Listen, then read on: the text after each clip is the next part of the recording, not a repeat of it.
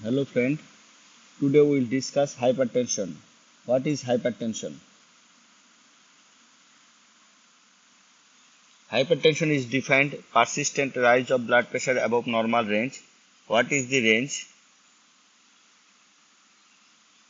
Range is less than 1 optimal in case of what is the optimal blood pressure? Less than 120, less than 120 to and less than 80. Less than 120 in case of systolic blood pressure, less than 80 in is diastolic blood pressure. If both conditions are fulfilled, then we can tell it is a optimal blood pressure. What is normal blood pressure? When the systolic blood pressure is from 120 to 129 and or less than 85 in case of diastolic blood pressure, then we can tell it a normal blood pressure. What is high normal? High normal is from 130 to 139 and 85 to 89 it is high normal blood pressure. So what is optimal? Less than 120 and less than 80. What is normal? From 120 to 129 systolic and or less than 85 in case of diastole. And what is high normal? High normal is from 130 to 139 and from 85 to 89 in case of diastolic blood pressure. This is high normal blood pressure. So if a patient having persistent high rise of persistent rise of blood pressure above normal range, persistent rise of blood pressure above normal range, then we can tell it a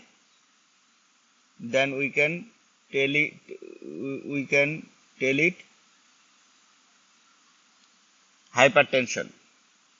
So what are the high normal?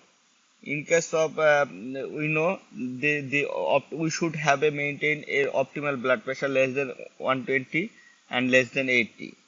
So one patient presents with pressure from 120 to 139 and 80 to 89, we should think this stage a pre-hypertensive stage, not hypertensive, but it is pre-hypertensive.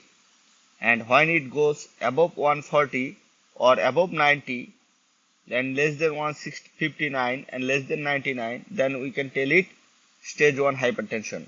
And when it goes above 160 or more and or more than 100 or equal to 100 in case of diastolic blood pressure, we can tell it stage 2 hypertension. And another grading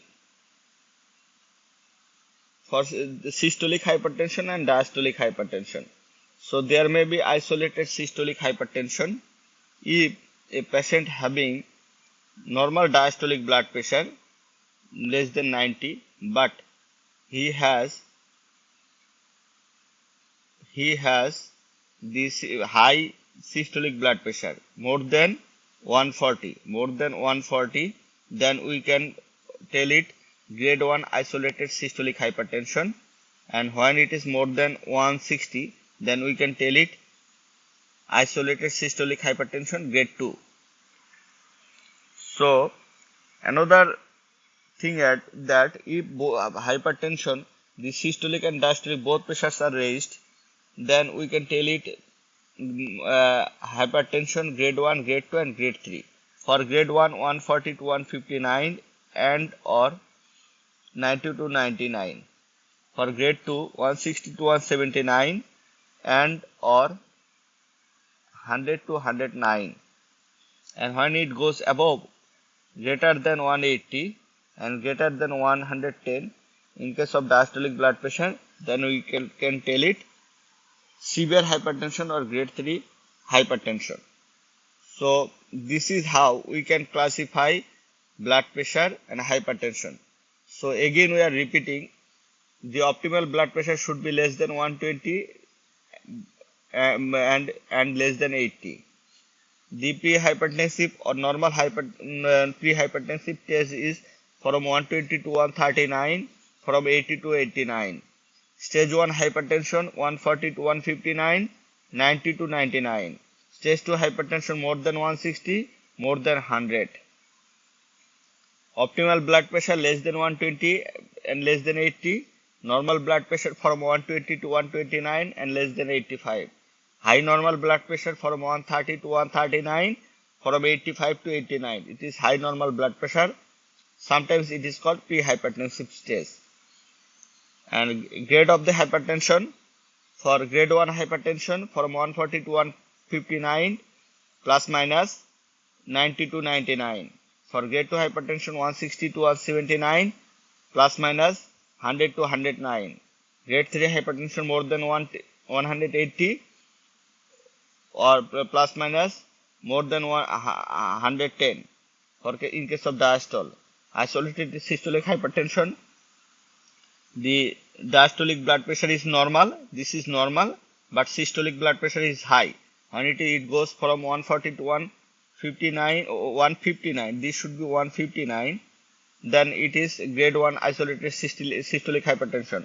When it goes up above 160, then it is isolated systolic hypertension grade 2. This is how we can classify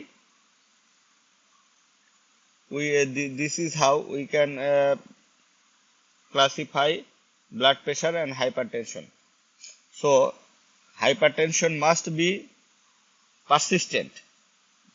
Blood pressure, rise of the blood pressure must be persistent to diagnose a case of hypertension. But when we get a patient in a more than 180 and more than 110 in case of diastolic blood pressure, we can label it on the spot as a case of hypertension.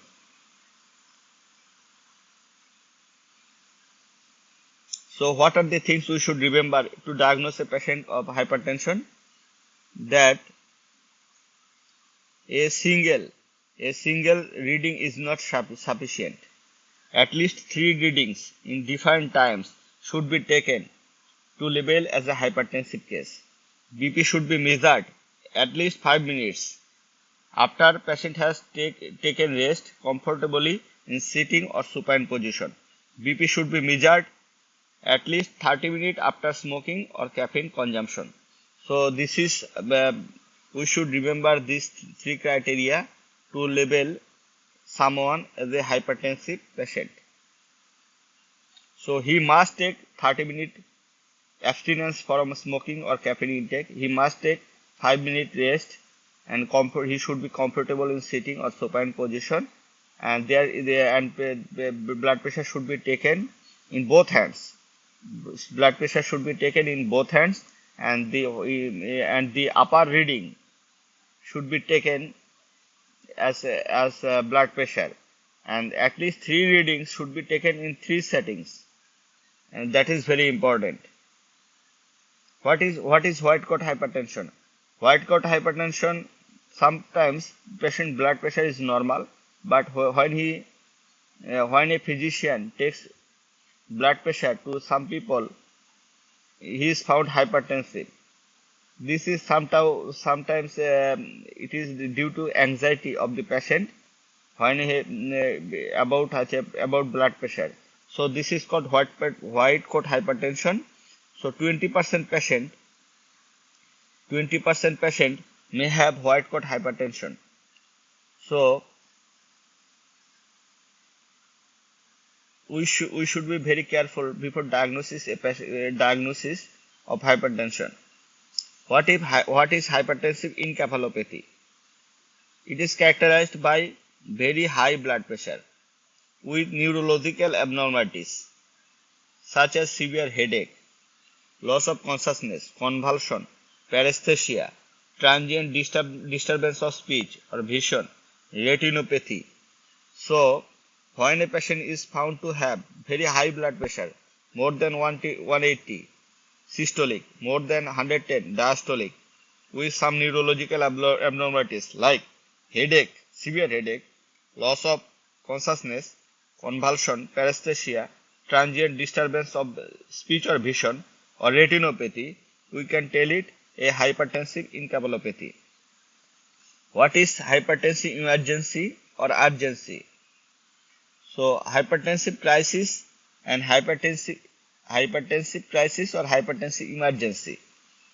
Sometimes we get a patient with with high blood pressure, more than 110, 180 systolic or more than 110 diastolic, with evidence of end organ damage, progressive target organ dysfunction, like a patient having features of encephalopathy like headache, irritability, confusion, altered mental status, or nephropathy, patient having some hematuria, proteinuria, edema, kidney dysfunction, when a patient having intracranial hemorrhage or chest pain like of aortic dissection, or patient having a pregnant woman having proteinuria and edema and seizure, and when a patient presents with shortness of breath due to pulmonary edema, when patient having chest pain due to unstable angina or myocardial infarction. So patient having some end organ damage or impending organ failure and with high blood pressure, then we can tell it a hypertensive emergency. But patient having high blood pressure, patient is asymptomatic, so that is called hypertensive urgency. So that is hypertensive urgency, not emergency. Urgency, patient having high blood pressure but patient is asymptomatic. So what are the measures we should take in case of hypertensive emergency? Hypertensive emergency, it needs substantial reduction of blood pressure within 1 hour to avoid risk of serious morbidity or death. Substantial reduction of blood pressure within 1 hour. So in this case, oral therapy is not very much effective. We should give IV antihypertensive drug. Parenteral therapy is indicated in most hypertensive emergencies, especially if encephalopathy is present. So if encephalopathy is present, we should give IV intravenous therapy. If encephalopathy is present, intravenous therapy should be given on first setting. At first, BP should be reduced no more than 25% within minutes. So it should not be drastically reduced. It should be reduced but less than 25% of normal within minutes from 1 to 2 hours. So within 1 to 2 hours, the BP should be reduced but not more than 25%, not more than 25% within 2 hours. Then it should be gradually reduced to less than 160 to 100 in next 2 to 6 hours. So within 6 hours, our target blood pressure is less than 160 to 100. Less than 160 to 100 is the target blood pressure within 6 hours of presentation if patient presents with hypertensive emergency. Excessive reduction of blood pressure may precipitate coronary, cerebral or retinal ischemia. So sudden drastic fall of blood pressure should not be done. So this is all about hypertensive emergency. So what is hypertensive urgency? Already we mentioned hypertensive urgency. Hypertensive urgency means severe elevation of blood pressure without life-threatening target organ damage. Sometimes patient is asymptomatic. Despite having high blood pressure, more than 220 systolic and more than 125 diastolic, but patient does not have any symptoms. But if we look, we may get optic disc edema and we may get some complication but not impending organ failure. So that is hypertensive urgency. Urgency may have some complication like he may have hypertensive heart disease, cardiac hypertrophy. He may have some features of CKD. He may have some features of stable retinal disease. But he does not have acute impending organ failure or heart failure or hypertensive encephalopathy or features of AKI in the setting of CKD.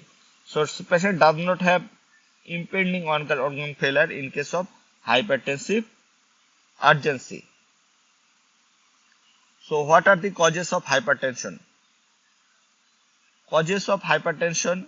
Hypertension is two types, primary and secondary. Primary is essential hypertension. There is no cause. There is no cause. No cause. This is primary. So there is no cause behind. So if there is some cause behind for hypertension, that is called secondary. Like a patient having some kidney disease, like chronic glomerulonephritis, chronic pyelonephritis, diabetic nephropathy, adult onset, adult polycystic kidney disease, retinal artery stenosis, we can tell it this is a secondary hypertension due to CKD. Due to CKD, secondary hypertension due to CKD. Due to CKD. So this is secondary hypertension. Like patient have some endocrine disease, like patient may have Cushing syndrome. Cushing syndrome can lead to hypertension. Cushing syndrome. So see, this is secondary. Cohn syndrome, primary hyperaldosteronism, pheochromocytoma, where there is excessive catecholamine. Patient having congenital adrenal hyperplasia may have hyperparathyroidism. We know hyperparathyroidism patient have hypertension, stones, bones, groans.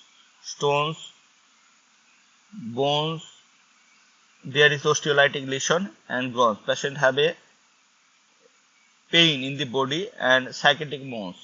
And psychotic symptoms may have in case of primary hyperparathyroidism. And patient may have hypothyroidism or hyperthyroidism.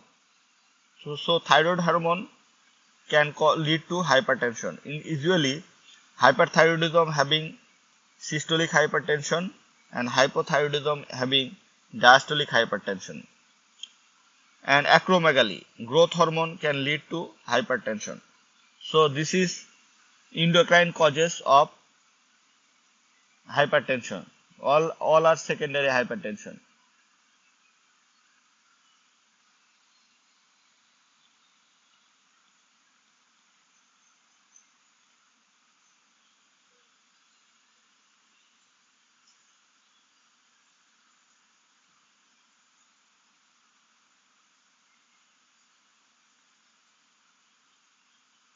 So there are some drugs which can lead to hypertension. Like there are some drugs like alcohol. Alcohol can lead to hypertension. Oral contraceptive pill, steroid, NSAIDs, erythropoietin, and sympathomimetic drug. So this can lead to hypertension. And another thing is that preeclampsia and eclampsia, this is called toxemia of pregnancy. Preeclampsia and eclampsia can lead to have hypertension. So any pregnant woman in the second or third trimester having proteinuria and hypertension, so this is called preeclampsia. And if patient having some seizure or neurological complication, that is eclampsia. So the eclamptic patient and preeclampsia having hypertension. Pregnancy induced hypertension, usually hypertension if a pregnant woman after 20 weeks of pregnancy develop hypertension, then it is called pregnancy induced hypertension. Pregnancy induced hypertension. So pregnancy induced hypertension is also a hypertension, and if hypertension present in the first or second trimester, this is not pregnancy induced. This is due to some other cause. It may be primary essential or secondary hypertension. And sometimes coarctation of aorta, this is a congenital defect. So there is coarctation in the ascending aorta. So there is narrowing in the ascending aorta. So blood pressure is high. So this is also a secondary causes of hypertension. And sometimes brain tumor, any space occupying lesion in the brain can lead to hypertension, bradycardia, and papilloedema. So bradycardia, hypertension, and papilloedema is the features of space occupying lesion in the brain. So this is also a cause of hypertension.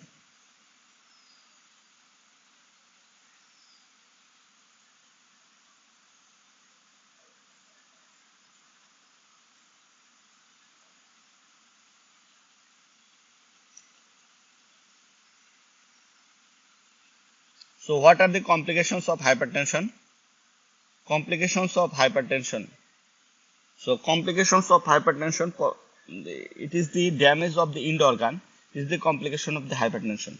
Like in case of cardiovascular system, patient may have ischemic heart disease, patient may have heart failure, patient may have aortic dissection or aortic aneurysm. Dissection of aortic aneurysm. So these may be features of complication of hypertension, or patient may lead to from heart failure, pulmonary edema, acute LVF, which is labeled as acute LVF. So these are the features of hypertensive emergency and or complication of hypertension on cardiovascular system.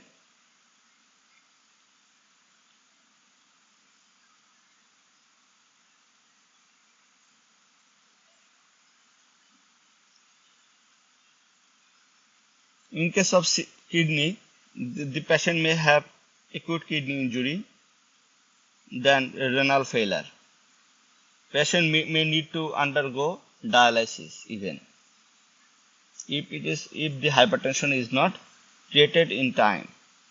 Patient may have hypertensive retinopathy and bleeding in the retina and can lead to blindness. So patient may be blind due to retinal hemorrhage.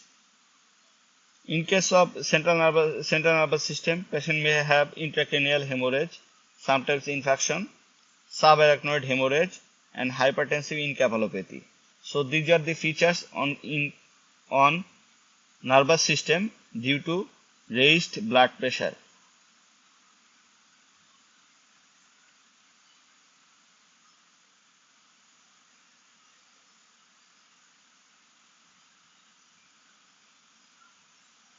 What is malignant hypertension? Malignant hypertension is characterized by severe hypertension with diastolic blood pressure more than 110, sometimes more than 130, associated with grade 3 or 4 hypertensive retinopathy. So patient having high blood pressure with having some hypertensive retinopathy or renal failure or encephalopathy. That is patient having some end organ damage or impending organ failure. So that is patient have already established severe complication like grade 3 or 4 retinopathy indicated by retinal hemorrhage or exudate or papilloedema. Patient already have renal failure or patient already have encephalopathy. So that is malignant hypertension. So this is a rare complication of hypertension. There is accelerated microvascular damage and fibrinoid necrosis in the walls of the small arteries or arterioles, and there is intravascular thrombosis. This thrombosis lead to different complication. So this is malignant hypertension. So what is the treatment? Treatment is slow but controlled reduction of blood pressure within 24 to 48 hours. Rapid reduction should be avoided. Complete bed rest, oral antihypertensive to control the blood pressure. In case of hypertensive emergency, we give IV antihypertensive. But in case of malignant hypertension, we give oral antihypertensive, but that should be sufficient to control blood pressure. Sometimes intravenous or IM labetalol, intravenous glycerin trinitrate, IM hydralazine, IM IV nitroprusside may be used.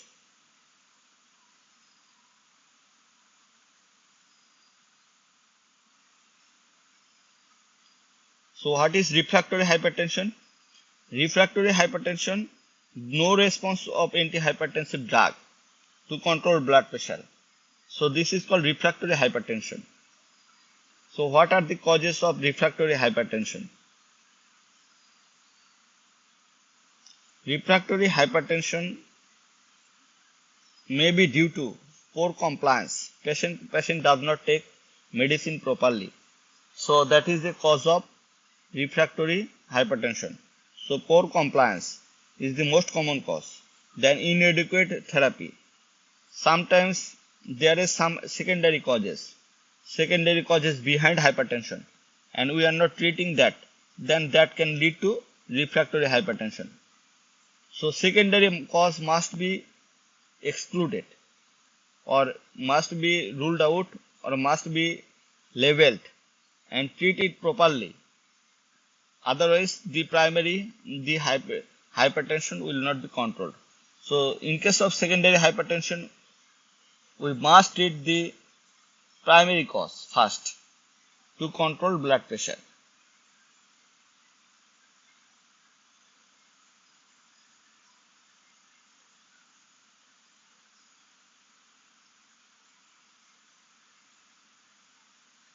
So as per JNC, what is resistant hypertension?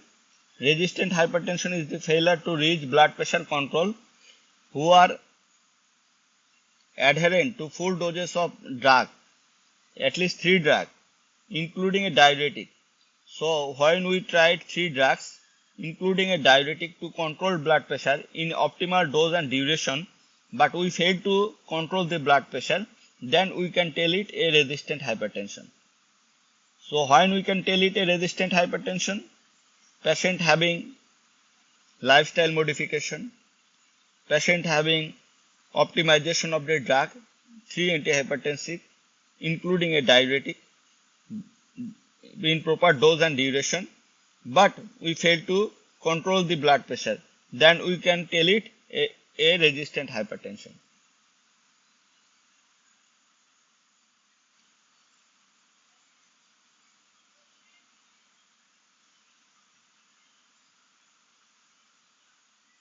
We know there are complications of hypertension on retinopathy. What are the grades of hypertensive retinopathy? So there are 4 grades of hypertensive retinopathy: grade 1, grade 2, grade 3 and grade 4. In case of grade 1, the arterial wall, we have to look in the arterial wall. There will be thickening, there will be increased tortuosity, there will be narrowing of the arteriole, and there will be increased light reflex. That is called silver wiring. If we look at the arterial wall, that wall will be thickened, there will be increased tortuosity, there will be increased narrowing, and there will be increased light reflex. That is called silver wiring or grade 1 hypertension. What is grade 2?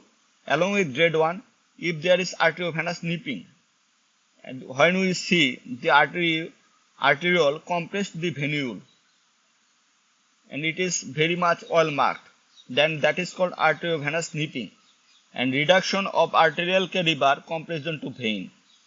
So in case of normal, the vein and artery is 3:2, but in case of, there will be reduction of arterial caliber. There will be reduction of arterial caliber in comparison to vein. So that is, there will be arteriovenous nipping and reduction of arterial caliber in case of grade 2 hypertensive retinopathy. When patient having grade 2, grade 1 along with cottonwool exudate and flame-shaped hemorrhage, there are some exudate looks like cotton and there are flame-shaped hemorrhage, then we can tell it grade 3 hypertensive retinopathy. And when this is associated with papilloedema, so that indicate patient having grade 4 hypertensive retinopathy. Grade 4 hypertensive retinopathy or grade 3 hypertensive retinopathy indicate patient already have malignant hypertension if associated with high blood pressure.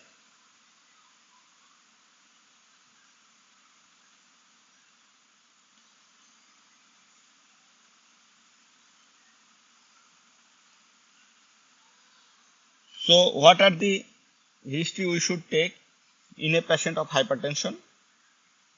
If the patient is very young, we must look for secondary causes. If the patient is elderly, that may be primary. Family history is very important.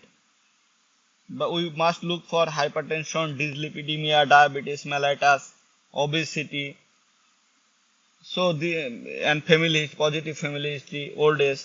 This is all about primary hypertension. For secondary hypertension, patient may have family history of polycystic kidney disease.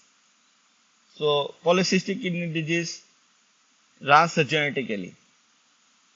So this is about family history.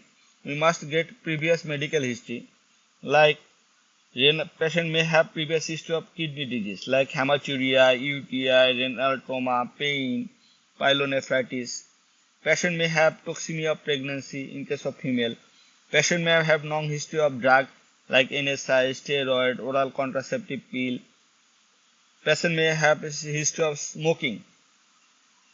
We must look for secondary causes like polyuria, hematuria, loin pain in case of kidney disease, paroxysmal headache, palpitation, flushing, sweating in case of pheochromocytoma, polyuria, polydipsia, extreme muscular weakness, tingling sensation, Conn syndrome, weight gain, hirsutism, stria, menstrual abnormality in case of female, in case of Cushing syndrome, claudication and cramping pain in the limbs in case of coarctation of aorta, frequent attack of headache, vomiting, visual disturbance, neurological features in case of intracranial tumor. So kidney disease having symptoms of polyuria, hematuria, loin pain. Pheochromocytoma is characterized by paroxysmal attack. Paroxysmal attack, headache, palpitation, flushing, sweating. Paroxysmal attack. Conn syndrome is having hypokalemia, so there will be polyuria, polydipsia, muscular weakness, tingling sensation. Cushing syndrome having high steroid, so patient will have weight gain, hirsutism, stria, menstrual abnormality in the female. Coarctation of aorta causing low blood pressure in the lower limb, high blood pressure in the upper limb. So that is, there will be cramping pain in the lower limbs in a young patient, as it is genetic problem. So it will be presented very early in the life. If patient having morning headache, vomiting, visual disturbance, and neurological features, we can think of space-accumulation in the brain.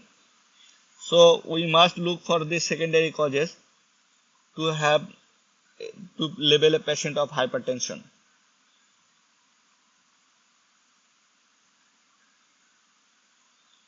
What are the physical signs we look for in a patient of hypertension? We have to look for features of kidney disease like pipy face in case of renal failure. Cushing syndrome, in case of Cushing syndrome, patient may have a central obesity, moon face, hirsutism, stria. In case of coarctation of aorta, in case of SOL, patient may have bradycardia, hypertension, and papilloedema.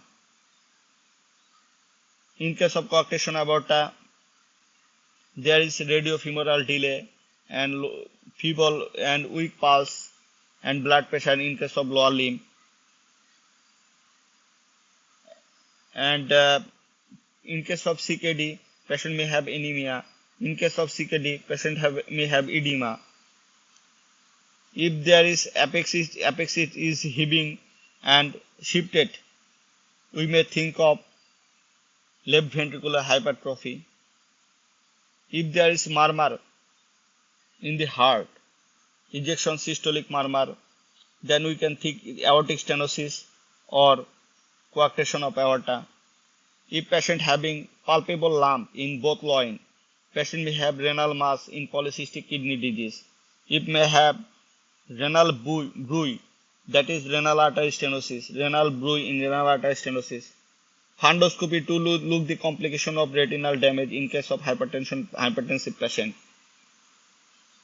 The patient may have cranial nerve palsy like 3, 4, 6 in case of SOL, brain. Patient may have bedside hematuria or proteinuria due to hypertension or due to nephropathy in secondary hypertension. So we must have to look for again I am repeating, What are the things we look? We must take the blood pressure properly in both hands, and we must have to pulp the blood pulse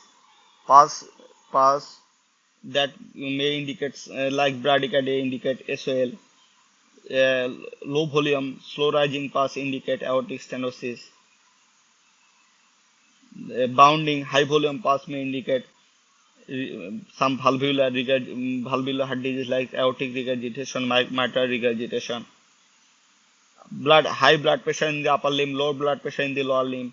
Radiofemoral delay may indicate coarctation of aorta. Anemia in CKD, edema in CKD. Apex bit may be shifted in case of left ventricular hypertrophy. Palpable lump in the both loin indicate polycystic kidney disease. Hematuria, proteinuria may indicate kidney disease. It may be complication or cause. Hematuria, this is a bedside examination. Hematuria and proteinuria. So all these things we must look for in a patient of hypertension during diagnosis.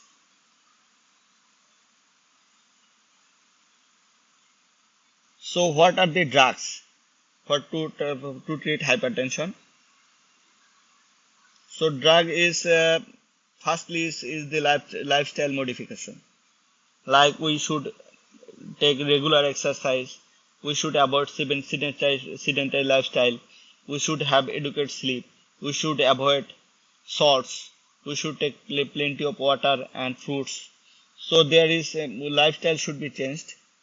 In case of malignant hypertension, we must at least take if we get blood pressure more than 160 systolic, more than 100 diastolic, we must take two antihypertensive drugs. If blood pressure is from 140 to 159, from 90 to 99, we will take at least one antihypertensive drug. If there is systolic hypertension, we will take one antihypertensive drug for grade 1. For grade 2, we will take two antihypertensive drugs. So these all are the things we have to think before treating a patient of hypertension. So what are the general measures of a patient of hypertension? Salt restriction, smoking cessation, weight reduction, dietary modification, low fat, saturated fat, increase fruits and vegetables, avoid oil, regular exercise, reduction of the anxiety, control of diabetes, restriction of the tea and coffee, restriction of the alcohol, control of other modifiable risk factor. So these are the factor lifestyle modification we must need to take to control blood pressure. Then we have drugs like thiazide diuretic, ACE inhibitor, angiotensin 2 receptor blocker, calcium channel blocker, beta blocker, combined alpha and beta blocker like labetalol, carvedilol, alpha blocker, prazosin, doxazosin. So these are the drugs available to control hypertension.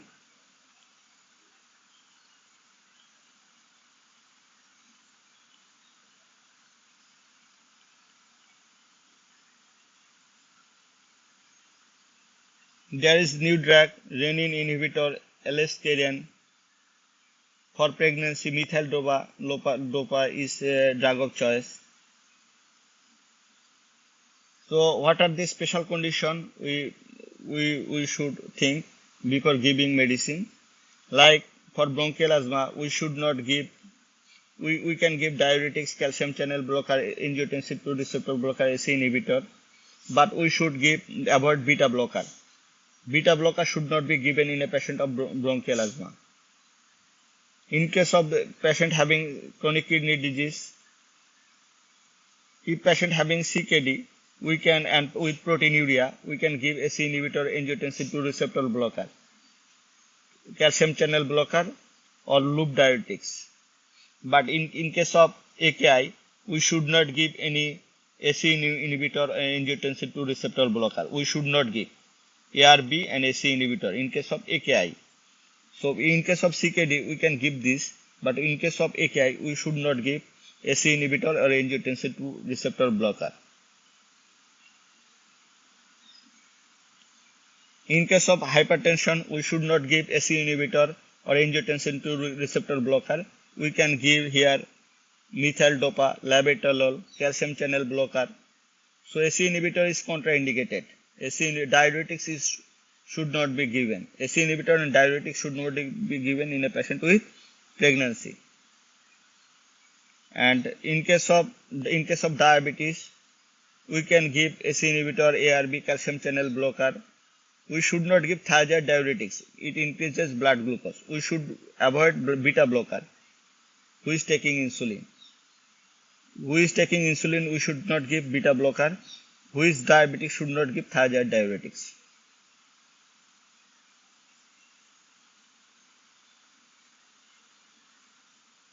In case of peripheral vascular disease, first choice is calcium channel blocker.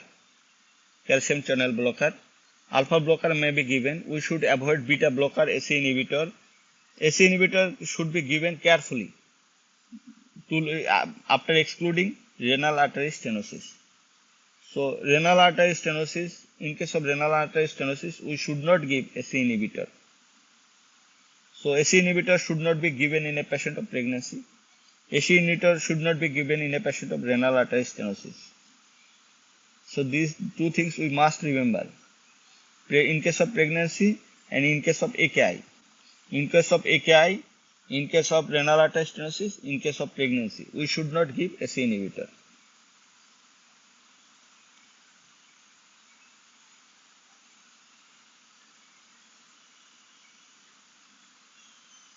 So hypertension in psoriasis. In case of psoriasis, we should avoid beta blocker and ACE inhibitor. In case of heart failure or angina, we can give beta blocker. In case of angina, we should give beta blocker, calcium channel blocker and nitrate to control hypertension. In case of elderly, we can give diuretics and calcium channel blocker.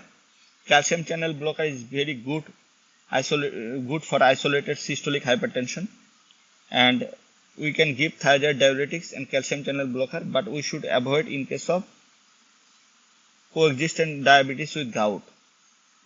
Thiazide diuretics increase uric acid, so it should be avoided in case of gout.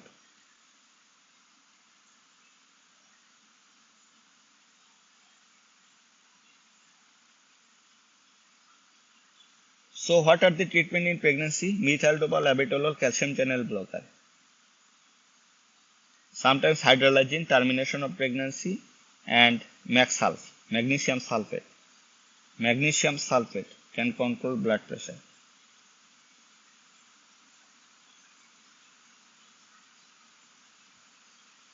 So this is all about